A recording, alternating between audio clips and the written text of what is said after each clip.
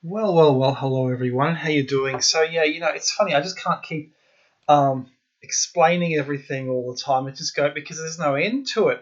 But this video is all about explaining the fact this is an Aryan pyramid built by the Aryans coming from Asia, and I have absolute 100% proof of this in this video. And you're going to say, Charlie, you don't have proof of anything. Where's the evidence? Show me the evidence.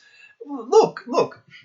Firstly, we have stated, others have stated, Guicciardini has stated that the Great Pyramid even has evidence of the polar flattening. Here we have polar flattening showing representation of the planet, polar flattening in terms of the top of the Pantheon.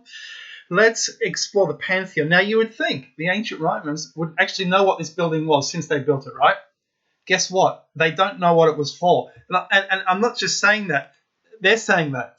So the etymology of the Pantheon in Rome. So the name Pantheon, and it doesn't mean what you think it means. So Cassius Dio. So this was apparently built in Adrian's time or Trajan's time. So about 100 AD or earlier. Okay. And Cassius Dias, who was born in 155 to 235, actually he was a prolific Roman historian. He wrote 1,000 years of Roman history. He didn't know what the building was for. He didn't know what the building was called.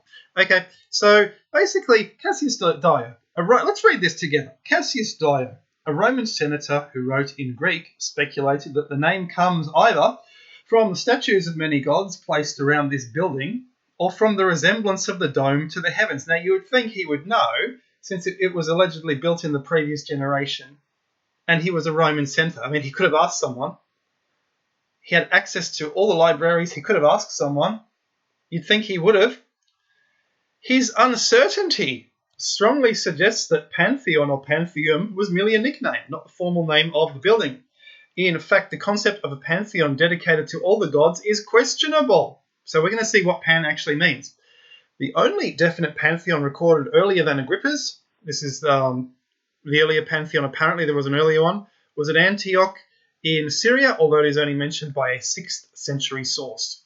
And some scholar called Zygar tried to collect evidence of pantheons, but they were not necessarily true pantheons. So the other thing is the Romans didn't build pantheons. That's another problem. Ancient authors never refer to Adrian's pantheon with the word Aides, as they do to other temples. And the Servian inscription carved on the architrave uses simply Pantheum, not Aides Panthai, temple of all the gods. So it's not temple of all the gods. So what is it? It's a temple to all, a temple to everything, a temple to the world, a temple to the planet, to the all, to the pan. So Godfrey and blah blah maintain that the word pantheon need not denote a particular group of gods, or indeed even all the gods, since it could well have had other meanings. Certainly the word pantheos or pantheos can be applicable to individual blah blah blah, honestly.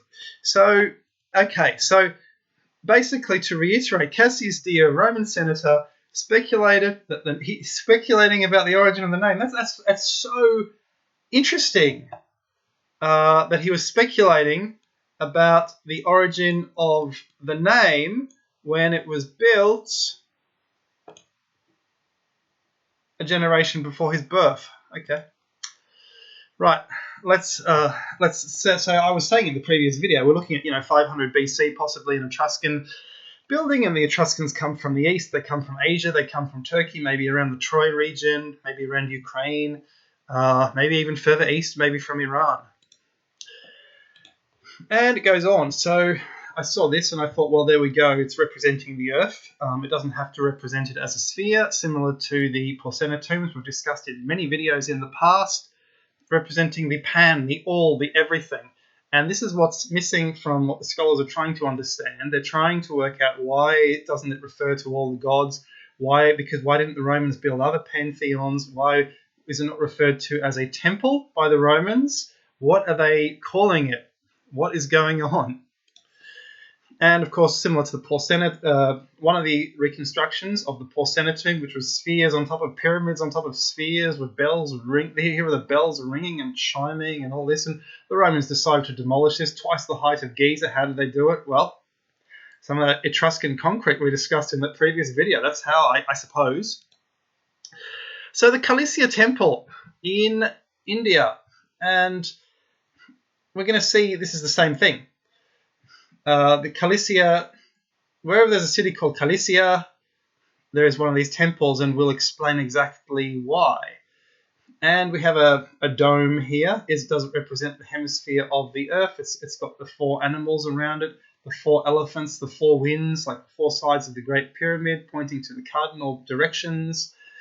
We have the triple nature of the world tree, the triple nature of the world, the Hell, the Middle Earth, and the Asgard, and the representation of the world tree in the middle, the temple at the center of everything, the Kalisya Temple, the Kailash Temple. What on earth does it mean?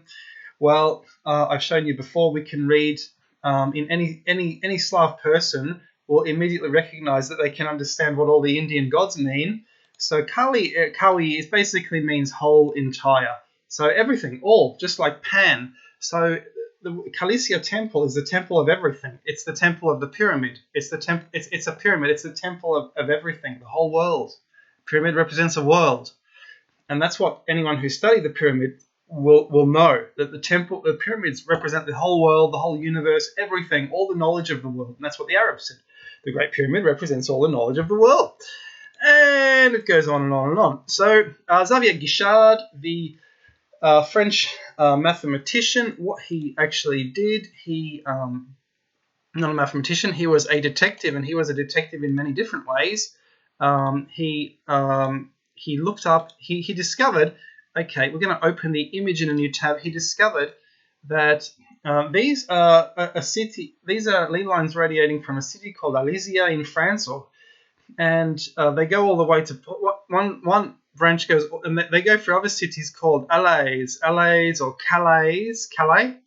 There's a famous Calais near England, and Calais, Alais, etc., etc. One goes to Poland, to the city of Kalisz. I bet you he could continue that line to Kalisya in Russia, and maybe even he could continue that line on the Great Circle to the Kalisya Temple in India. So basically, these are temples to all, temples to everything.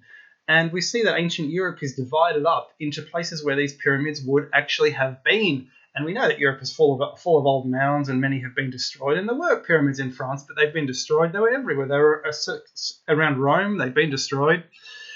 And it goes on and on and on and on and on. We also know that these people were highly advanced. For example, we mentioned in a previous video, Cassini actually divided up. He was looking for a latitude and longitude system, and he noticed that it was passing over existing cities, which would have been founded around temples, and his latitude and longitude system was crossing cities, showing that there was an ancient latitude and longitude system, and that would explain the knowledge of the pyramid builders wherever they were found. These were Aryans who spread around the world, spreading their pyramid religion. I'm quite convinced they were what we could call the Aryan tribe. These were people from the East. They spread right around the world. They had ancient high-tech alchemy technology in order to build superior concrete and superior designs in Peru. They were the same people in Ireland who built the round towers, a vestige of them, because the same things are built in ancient India, the same things in ancient Italy, and it goes on and on and on. And the vestige that survives in Rome is, of course, the Pantheon. What does it mean? It means everything. It's the temple of everything, the temple of all. So I hope you've enjoyed that little video, proving that it is a kind of pyramid, a temple of everything, which is what the pyramids actually are, a temple of the whole world. Cheers.